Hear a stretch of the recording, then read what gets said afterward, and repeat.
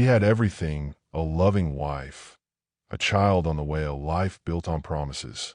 But one mistake, one stolen moment destroyed it all. A message he couldn't hide, a betrayal she couldn't forgive, and a love that may never survive. When lies bleed into the truth, when trust turns to ashes, and when a heart is torn between guilt and desire, every choice becomes deadly, every secret becomes a weapon, and every promise comes with a price. This is not just a story of love. It is a story of betrayal, of survival, and of the cost of silence. The secret between us. Love was never meant to break this way. I am Uriel, your storyteller. Welcome to Whispers of Love by Uriel, a place where stories breathe and hearts find their voice. Before we begin today's journey, let me speak a blessing over you. May your home be filled with peace. May your heart never run dry of love. May your days overflow with joy, and may every hidden tear be wiped away. Whatever burden you carried here tonight, may it break loose, and may light find you again. If you believe it, type amen in the comments. Let your faith echo louder than your fears. And while you're here, don't forget to subscribe, like, and share. Because somewhere, someone you love needs a whisper of hope tonight. This is Whispers of Love, and I am Uriel, your storyteller. Listen closely. It begins on a Sunday morning, the kind that smells like warm bread and lemon soap. The house is quiet, but not empty. There's a heartbeat in the walls, steady, expectant, like the hush before a curtain lifts. Sunlight filters through gauzy curtains and paints the living room in soft squares. Dust dances. A clock hums. Somewhere upstairs, a drawer slides open, slow and careful. Emily is already awake. She moves the way careful people move when everything matters. Her hands pause on the white dresser. She counts tiny onesies in soft cotton stacks. 1, 2, 3. A fold. A breath. She presses her palm to her belly, as if to say, "We're almost ready, little one." In the mirror, she's all gentle lines, shoulder-length blonde hair tucked behind one ear, green eyes that look like they could hold a whole afternoon of sunlight, a mouth that wants to smile and almost does. There's fatigue, yes. The good kind. The kind you earn. Downstairs, Michael stands with a coffee mug cooling in his hands. He's reading the label on a bottle of baby shampoo, like it's an exam. No tears. He says it out loud and smiles, small and private, at the promise. His tie hangs loose around his neck. He should have put it away last night. He should have done a dozen things. He listens for Emily's step, and when he hears it, light, measured, familiar, a warmth moves through him that feels like breath after a long swim. "Morning," she says. Soft. The word lands lightly and fills the room. "Morning," he answers. He turns, and there she is. She's wearing a simple, pale blue dress that falls easy over her body, the fabric catching the light the way water catches sky. She leans against the doorway with a tired grace. He feels the ache of love. You know the one. The ache that makes you foolish enough to believe the moment will last forever. "Did you sleep?" he asks. "A little." She sets a hand to the small of her back and rubs. "Your son thinks I'm a trampoline." "Our son. He can't help it." The word hour is a prayer. He carries the mug to her, then thinks better of it, then sets it down. He kisses her forehead. She smells like almonds and something hopeful. They walk to the nursery together. The door opens like a secret. Inside, the room wears its newness proudly. A crib with smooth, pale wood. A mobile with tiny silver stars. A battered rocking chair they found at the flea market and sanded together on a warm afternoon that tasted like orange popsicles. On the bookshelf, picture books stand like little doorways to 100 other rooms they will someday visit at bedtime. The wall color, Emily's choice, is a soft gray that turns lavender when the sun slides just right. "This is a good day," she says. "It is. Let's not ruin it with a list." He laughs, because they've been living off lists. Lists for supplies, lists for appointments, lists for what to bring to the hospital and what to leave by the door. The lists have kept them safe. The lists have kept them distant. He reaches for her hand. She gives it. Their fingers fit. Habit, design, miracle, who knows? The baby kicks. Emily huffs and smiles at once, surprised by her own body. She takes Michael's hand and guides it to the place where the small, insistent life insists on being known. There, quick, bright, undeniable. Michael's breath catches. He looks at Emily and wonders how a person can feel so full and so afraid at the same time. "Hello," he whispers to the place under her ribs. "I'm here." He means it. In this moment, this exact slice of morning, with dust still turning in the patient light, he means it with all the sincerity he has left. They spend the next hour in that sweet, busy rhythm couples find when love has settled into a home. Emily sorts. Michael reads instructions. He assembles a nightlight and pretends it's complicated. She calls him a genius and pretends to believe it. They fold blankets. They argue playfully about whether the elephant swaddle is too silly. It is not. They talk about names. They circle back to the same two. "Michael," she says finally, softer now, a crease in her brow. "Are you happy?" He looks up, caught by the angle of her face in the half-turned light. He wants to say yes in a way that fixes everything. He wants to say yes so thoroughly the plaster hears it. But happiness isn't a blanket he can just pull over them. It's a weather system. It changes. "I am," he says. Then, because honesty has been thinning around the edges lately, he adds, "I'm scared. A little." "Me too." She exhales, and the relief in saying it loosens her shoulders. "I keep thinking I'll mess something up. That I'll hold him wrong. That I'll be." She stops, shakes her head. "Silly." "It's not silly," he says. "It's love. That's the truth." It lands between them like a small, steadying weight. He steps closer. They stand quiet together. From somewhere in the neighborhood, a dog barks twice and stops. A car door shuts. The world goes on. Later, late enough to call it the tale of morning, early enough to deny the word afternoon, they eat toast with strawberry jam at the kitchen island. Emily laughs at something he says about the jam being too honest. It refuses to be spread. It wants to be itself. She licks a dab off her thumb, and the sight is so intimate it startles him. He feels the old pull, the gravitational one, the one that says this is my person. He lets himself lean into it. For a minute, they are only husband and wife, and the clock forgets its job. When the doorbell rings, they startle at the same time and laugh at the synchronized jump. It's a delivery, diapers, the soft kind Emily insists on. Michael signs for boxes. He jokes with the courier about learning a new language of sizes and weights. The courier grins and says, "Welcome to the club." And Michael feels something swell in his chest that has nothing to do with fear. He carries the boxes inside like offerings. By 2, the house is drowsy with weekend. Emily naps on the sofa with a book splayed, face down, on her lap. The book's spine is cracked, softened by her hands. Her breath is slow. A strand of hair has escaped and rests on her cheek. Michael stands in the doorway and watches her the way you watch a painting that knows you're looking. He memorizes the moment as if memory itself is a promise. His phone buzzes. A lit screen. A familiar name.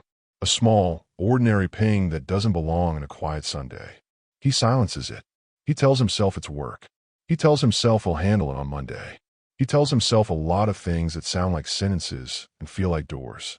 Outside, clouds wander across the face of the sun and change the color of the room. He moves closer to Emily and gently lifts the book. He marks the page. He places it on the table. He covers her with the light throw she likes because it's just warm enough and not confining. She murmurs something you only say in dreams. He smiles, but it's a fragile smile, the kind you put on carefully. Another buzz. He ignores it. He walks to the sink and washes the breakfast plates. Water runs. It sounds like a song he can't name. He stacks the plates to dry and straightens the lemon hand towel because order feels like safety. He checks the lock on the back door, though he knows it's already locked. He should tell her about the late nights. He should tell her the truth about fear, how it makes a person look for exits, even in rooms with open windows. He should tell her there's a part of him that doesn't recognize this new self, this father, this provider, this man who could break the best thing he's ever had and not know why. He doesn't tell her. Not today. Instead, he writes a new list on a sticky note. Pack hospital bag. Install car seat. Buy more chamomile tea. Call insurance. Breathe. He underlines the last word. Twice. As if he can make breathing something you can put in a cart and pay for. When Emily wakes, the light has shifted again. The room is gold at the edges. She smiles, that shy, morning after kind of smile, though the day is halfway done. Did I drool? She asks, mock horrified. Like a champion. She laughs. It rings off the walls and hangs in the air a second longer than it should. And that extra second feels like a blessing. She sits up slowly, rubbing her neck. He offers her water. She takes it. Their fingers brush. The small touch sizzles with the ordinary electricity of a life built brick by brick. Come, he says, because love sometimes needs a verb. Walk with me. They walk the hallway like tourists of their own life. The frames on the walls hold scraps of who they were. College winters where their noses were red and silly, summers where their backs were brown and careless. The day he lost his keys in the ocean, and she found them right there in the sand, as if the beach had been holding them for a laugh. They stop at the doorway to the nursery and lean in, as if not to wake the future. Michael, she says, and his name in her mouth is an invitation and a caution. Promise me something. Anything. Promise me we'll be kind. When things get hard. When we're tired and it's 3 a.m. and somebody's crying, and it might be me. Her eyes shine, not with tears exactly, but with the humidity of truth. Promise me we'll remember we're on the same side. He takes her face in his hands. He has the wild thought that if he holds her perfectly, the world will freeze and choose them. I promise, he says. The words are simple. They feel enormous. And for a breath, the promise is enough. Evening arrives the way it always does. Unannounced, inevitable. Dinner is simple and good. They eat at the table they built from a kit and argued over. 6 tiny screws left over. A secret legacy hiding in the drawer with the batteries and rubber bands. They talk about nothing. The best kind of talking. About the neighbor's new dog. About the sound the fridge has started making. About how they should watch a movie and never get around to it. After the dishes, after the lights, after the soft choreography of shutting down a house, Emily pauses at the bottom of the stairs. Come up, she says. Just for a little. Read to him. He follows. In the low light of their room, he sits on the edge of the bed and reads from a picture book about a bear who learns the names of stars. He reads slowly, not because the bear needs it, but because he does. Emily's hand finds his shoulder.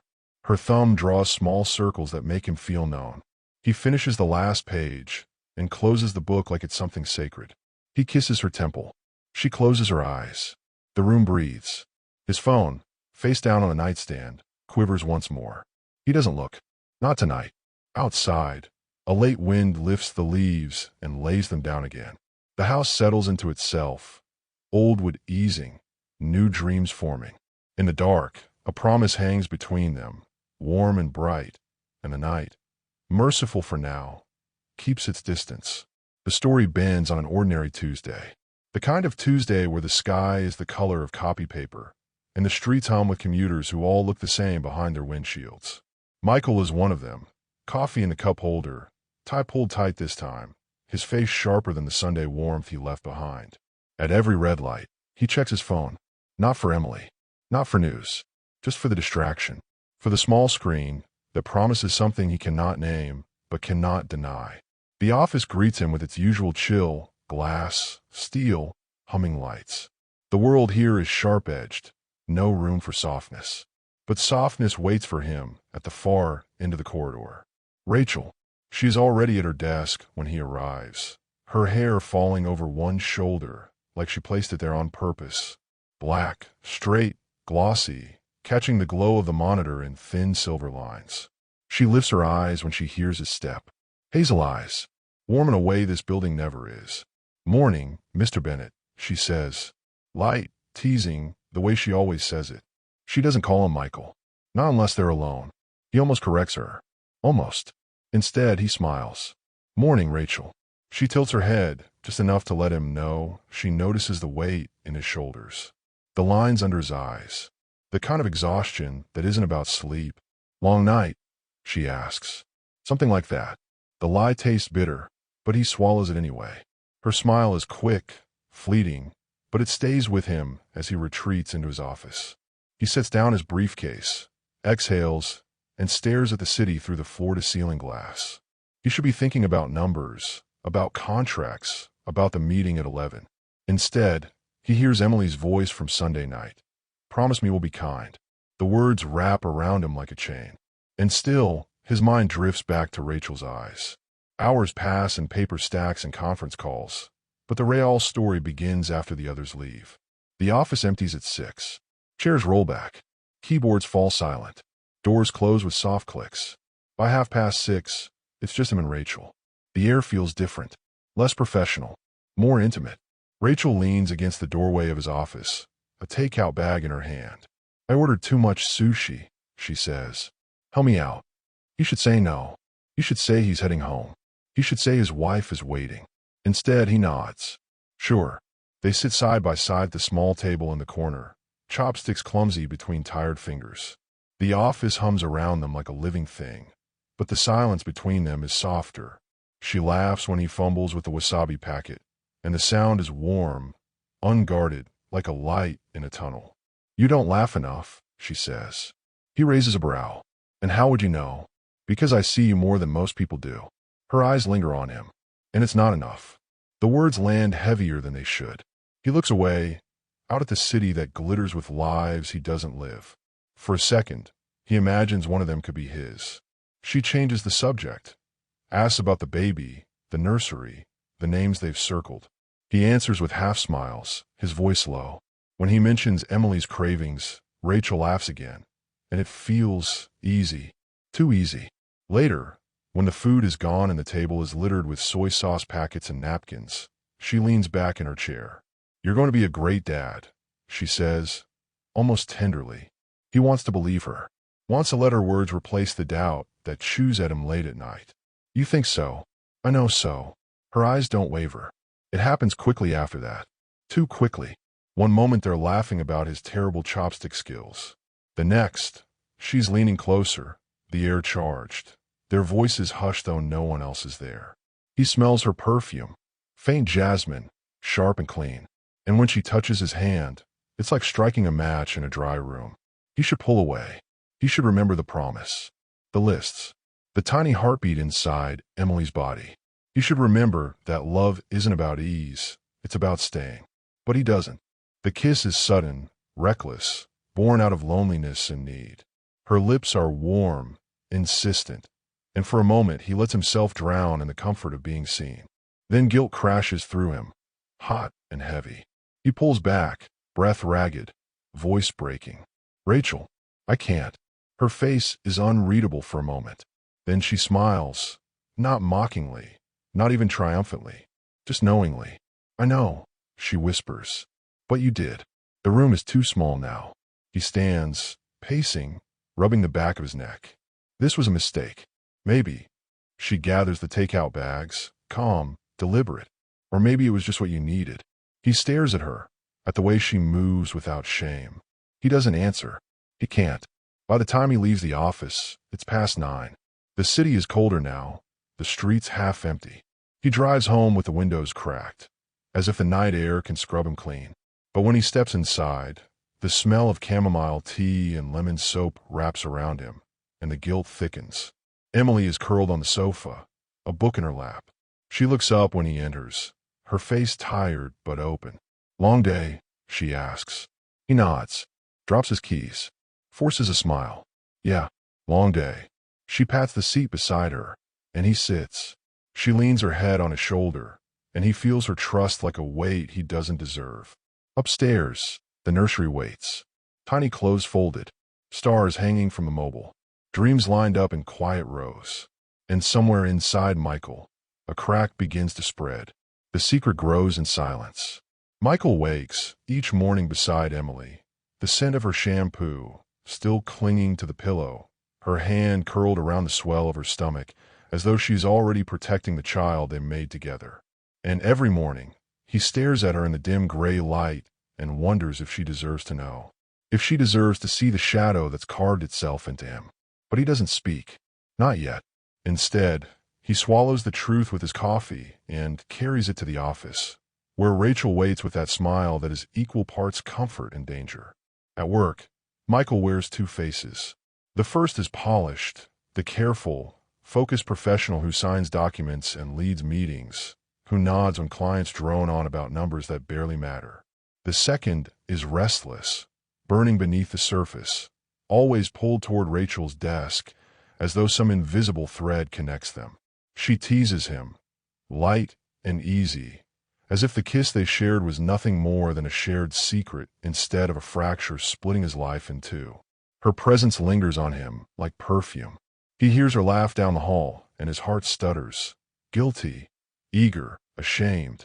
And when he goes home, he becomes someone else again, the devoted husband, the expectant father. He lays his hand on Emily's belly and smiles when the baby kicks, though inside, the guilt roars like thunder. Emily notices. Of course she notices.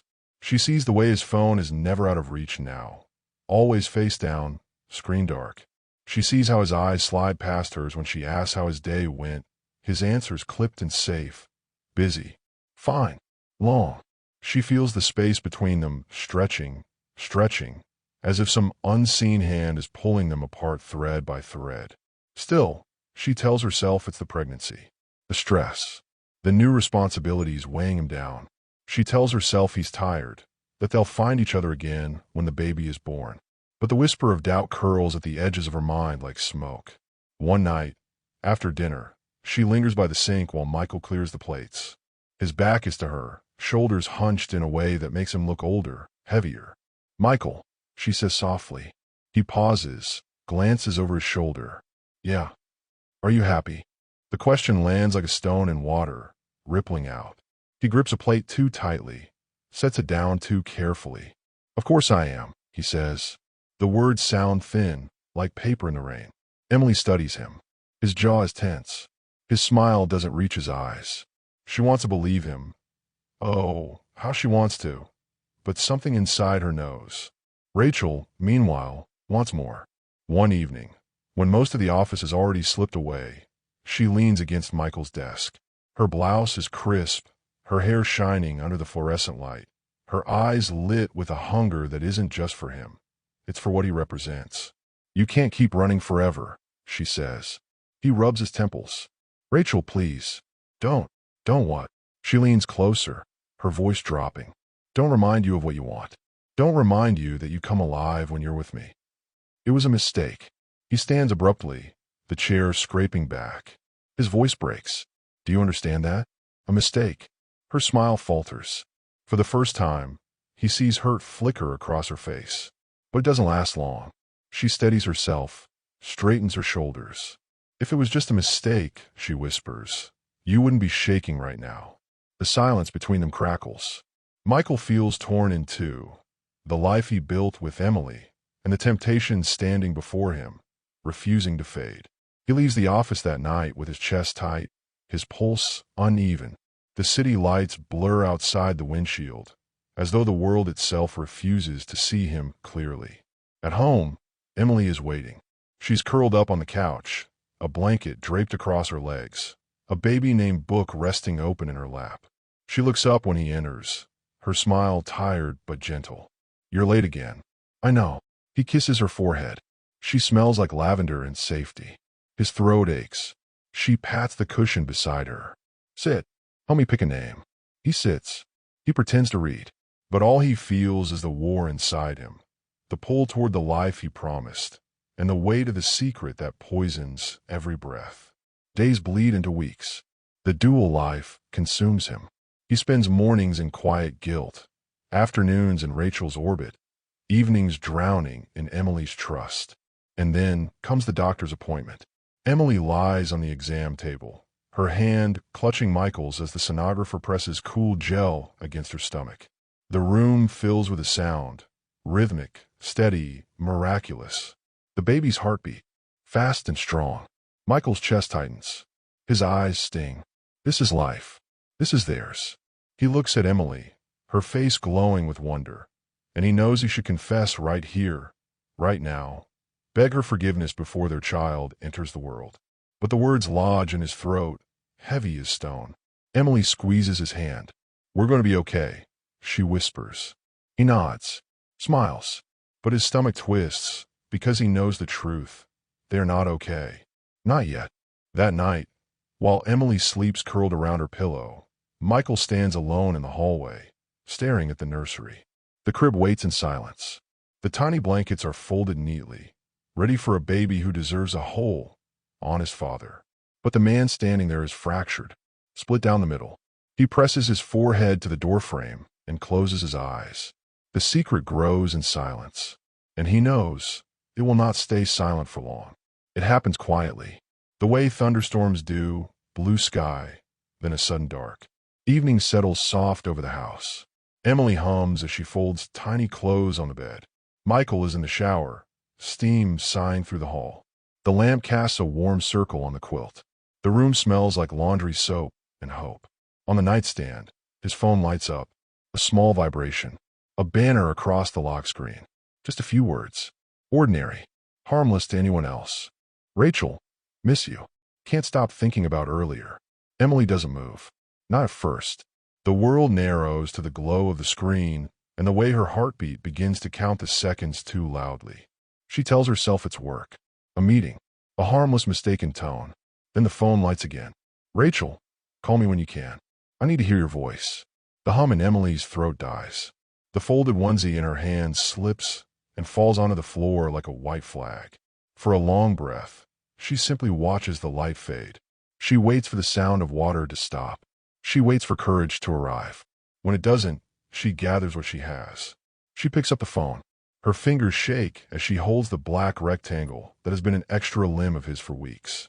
The lock screen resists her. Of course it does. She sets it down, carefully, as if it could bruise. The shower shuts off. Pipes settle. A door opens. Footsteps.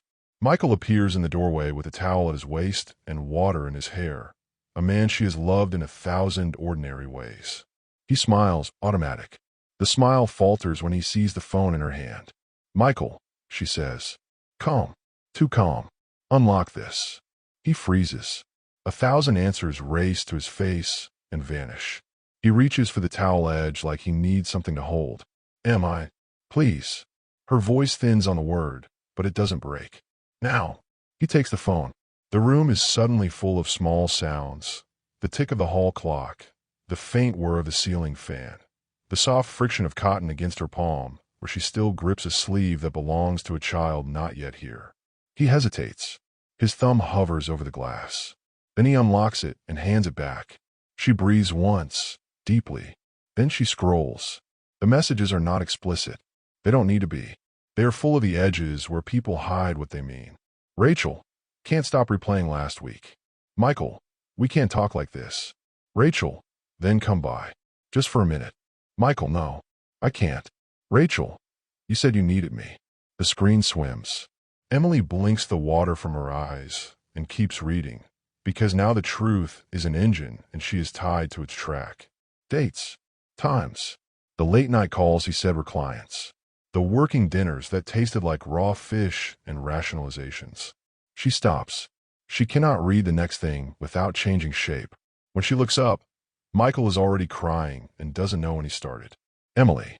His voice is a scrape. I'm sorry. What? She says, careful and slow. Are you sorry for? Say it. He closes his eyes like it will hurt less that way. It doesn't. I kissed her, he says. The simplest version. The kind that hopes the tide will turn back. It shouldn't have happened. It was a mistake. Her laugh is small and terrible. How many times did you make it? Silence. How many times, Michael? He swallows. His hands open and close at his sides, as if looking for something to hold that isn't here. A few, he says. Too many. She nods. It is a slow, surprised gesture, as if her body has just learned a new word and is trying it on. Her free hand goes to the place where the baby shifts, as if to shield their child from the sound of this room. When? She asks. When I thought you were working late. When I was washing bottles. When I was picking out the color of the room where our son will sleep. Don't, he says, because he is breaking and wants her to stop naming the pieces. She sets the phone on the bed with reverence, as if it is a relic from a faith she no longer practices. She wipes her cheeks with the heel of her hand. The motion makes her look very young and very old at once. Was it love? The question comes out quieter than she means. A secret asking for daylight. No, the answer is immediate. It is the only merciful thing in the room. No, it wasn't love. It was loneliness, fear, cowardice. I don't even know. His breath stumbles. It wasn't love. I love you. Don't give me that word like a bandage. She shakes her head. You don't get to say it and make this stop bleeding. He takes a step toward her. She steps back. I promised you, he says. I promised to be kind. I broke it. I know. He is shaking now, a man with no anchor. Tell me what to do. I'll do anything. She stares at him, a long, steady look that catalogs a decade. The first time she saw him laugh too loud at a joke that wasn't funny. The night they ate cheap noodles on the floor of a nearly empty apartment and felt like kings. The day they found out they were going to be parents and cried in the parking lot, because joy is heavy when you carry it together. Pack a bag, she says. The words are knives wrapped in linen. I'm going to my mother's. He blanches. Emily, please. Don't go. Not tonight. I can't sleep under this roof, she answers, hand smoothing the side of her dress, where the baby rolls in slow confusion. Not with this between us. I need air. I need distance. I need to protect him from the sound of you saying you're sorry. He moves as if to reach for her. Stops himself. Let me drive you. No. She looks past him, to the doorway of the hall, to the shadowed square of the nursery beyond. You've done enough driving. The room folds around them. She sets the clothes back in the drawer with careful hands that do not tremble. She does not take much. An overnight bag, a sweater, the prenatal vitamins, the book about the bear and the stars. At the nursery door, she pauses, fingers on the frame the way he did 2 nights ago. The mobile of small silver stars hangs very still. Say goodbye to him, she whispers, not looking at Michael. Not to me. To him. He goes to the crib. He places his palm on the pale wood and lowers his head, shame bending him into a shape he does not recognize. I'm sorry, he says to a child who cannot hear him and will someday know. I'm sorry. I will be better. I will be worthy. I will wait as long as it takes. Emily watches his back rise and fall. Something inside her fractures and aligns in the same instant. She does not comfort him. Mercy is not a currency she can spend tonight. Downstairs, the house is too bright. He follows her to the door like a man following the last light of day. She slips on her shoes slowly because every second is a goodbye to a life she thought was safe. He reaches for the doorknob and then pulls his hand away, as if the metal might accuse him. I'll call you, he says. Please answer. Please let me know you're okay. She nods. It is not a promise. He opens the door. Night air presses in. Cool, alert, almost clean. She steps out, bag over her shoulder, keys in her fist. At the car, she stops and turns. Michael. He lifts his head like a man surfacing. When our son asks me what love is, she says, voice steady now, I want to tell him it's a safe place. Not a story about forgiveness that cost me my self-respect. The words strike and stay. She gets in. The engine catches. Headlights cut the street into a path. He stands on the porch with his hands useless at his sides as the car pulls away, as tail lights dwindle, as the small red beads turn a corner and vanish. The night goes very quiet. Inside, the hallway is a museum of their life. Every frame suddenly too heavy for the nail that holds it. He walks back to the bedroom. The phone lies on the quilt, different now, just an object. He silences it. Then he doesn't. Then he powers it off like a ritual. He sits on the edge of the bed and feels the shape of the empty house. The clock ticks. The ceiling fan turns. Somewhere a pipe clicks as it cools. He breathes. It hurts. In the kitchen, he pours a glass of water and doesn't drink it. He writes a message and deletes it. I'm sorry. Delete. I chose wrong. I choose you. Delete. Please let me fix it. Delete. Words are too small to stand up under this. He takes a blanket to the couch and lies down without sleeping. Every time he closes his eyes, he sees Emily, perfectly composed in the doorway, asking him to unlock the truth. Every time he opens them, the room is the same, except for the part of him that isn't. Near dawn, he rises. He walks the quiet hall. At the nursery, he stops again, hand on the frame, forehead to wood. The stars above the crib are very still, very patient. The room smells like fresh paint and the faint sweetness of folded cotton. He whispers into the emptiness, I will make a home worthy of you. The house does not answer. It only holds the truth that was spoken here and will not be unsaid. The secret is no longer a shadow. It has a voice. It has a cost. It has a door closing in the night and a memory of taillights turning left, away from the life he broke. The seasons do not pause for heartbreak. Weeks have passed since Emily left, but in Michael's world the days feel half-formed, unfinished, always missing their center. The house is quiet, too quiet, stripped of the gentle background hum of Emily's laughter, her footsteps, the rustle of fabric as she bent over drawers to fold the child's clothes. He moves through rooms like a ghost in his own home, touching surfaces that still remember her. The nursery is the hardest. He keeps the door closed now. Not locked, never locked, but closed, like a wound that cannot be reopened without bleeding. Sometimes, though, late at night, he finds himself standing there, hand pressed flat against the wood, whispering promises to a child who has not yet arrived. He goes to therapy, because that is what a man does when he has lost the right to excuses. He sits across from a stranger with kind eyes and answers questions he has never let himself say aloud. Why did you betray her? What were you afraid of? The answers change every week. Fear, loneliness, a hunger to feel seen. None of them good enough. None of them erasing the image of Emily in the doorway with her voice steady and broken all at once. Unlock this.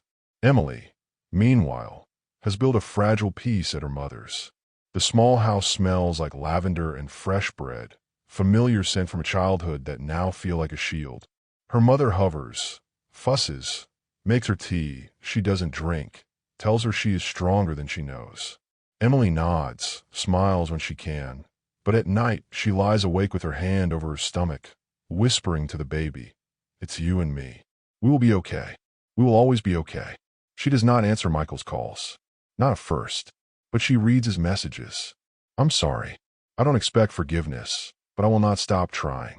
Tell me what you need. Anything." She doesn't reply, but sometimes her thumb hovers over the keyboard longer than she wants to admit. Time moves, relentless. The due date creeps closer. Emily's belly grows heavy, her steps slower. One evening, her mother insists she rest while she finishes knitting the baby blanket. Emily lowers herself onto the couch, the soft glow of the lamp painting her profile in gold. She feels the baby's kick, sharp, insistent, and her eyes sting. She whispers, "He should be here. Your father should be here to feel this." And for the first time in weeks, she lets herself cry. Not the sharp, jagged tears of anger, but the slow, steady weeping of a woman grieving the shape of the life she thought she had. When labor begins, it is sudden. A pain that grips, releases, grips again. Emily breathes through it, clutching the armrest of the chair. Her mother rushes to her side, steady and sure. There is no time for hesitation. They gather what they need. They drive through the night, headlights carving a path through the darkness. Michael learns of it from a phone call. Her mother's voice, firm but kind. "She's at the hospital. You should come." He does not hesitate. He is out the door before he even thinks. The road blurs beneath him. His hands shake on the wheel. His chest is tight with fear and hope colliding. Please let me be there. Please let me not miss it. Please let her let me in. The hospital smells like antiseptic and nerves. He rushes to the desk, asks for her room, stumbles over his own name. When he finds a door, he stops. His hand hovers over the handle, trembling. He has no right to be here, and yet, he must be here. He pushes the door open. Inside, Emily lies in the bed, her hair damp, her face pale and fierce all at once. Her mother stands at her side, whispering encouragement. The monitor beeps steadily. The room hums with the rhythm of a life about to begin. Emily's eyes flicker to the doorway. She sees him. For a moment, the world holds its breath. He waits for her to send him away. She doesn't. "Stay," she whispers, barely audible but enough. Relief breaks over him like a storm. He moves to her side, careful, reverent. He takes her hand, and though her grip is weak, it is there. And in that moment, forgiveness is not granted, but mercy, perhaps, is allowed. Hours blur. Pain. Breathing. Emily's cries echo in his bones. He whispers encouragement, useless words, but words nonetheless. Her mother wipes her brow. Nurses move with calm urgency. And then, suddenly miraculously, it happens. The room fills with a sound unlike any other, a newborn's first cry. High, thin, furious at being pulled from warmth into light. Michael's heart breaks open. Emily sobs, exhausted, triumphant. The baby is placed in her arms, a small, wriggling miracle swaddled in hospital cloth. Michael watches, his throat thick, his vision blurred. The sight is holy. Emily looks down at their child, her face a mix of awe and terror and love, so fierce it is almost violent. "Do you want to hold him?" the nurse asks. Emily hesitates. She looks at Michael. For a long moment, nothing moves. Then, silently, she nods. Michael takes his son. His arms tremble, not from weight, but from the unbearable flood of feeling. The tiny fingers curl around his own. The baby's eyes blink open, unfocused, but in them Michael sees a truth too large for language. This is what matters. This is what I almost lost. He kisses his son's forehead. His tears fall freely, baptizing the moment. Later, when the room has quieted and the baby sleeps in the bassinet, Emily turns to him. Her voice is soft, fragile, but steady. "This doesn't fix it, Michael." "I know." His voice cracks. "But I'll spend my life trying." She nods. Not in forgiveness. Not yet. But in recognition of the truth that has bound them since the beginning. Love remains, even when shattered. She closes her eyes, exhausted. He sits beside her, watching over both of them. Outside, dawn creeps into the sky. The first light spills through the hospital windows, painting everything in pale gold. The world feels new, fragile, breakable. Michael leans back in his chair, their son's soft breath filling the room, Emily's hand resting loosely on the blanket. His chest aches with regret, with love, with the knowledge that some wounds never fully heal, but some bonds are too strong to be erased. He doesn't know what the future holds. He doesn't know if she will ever trust him again. But as the sun rises, as the baby stirs, as Emily whispers in her sleep, he knows one thing with absolute certainty. He will not squander this second chance. Not again. Never again.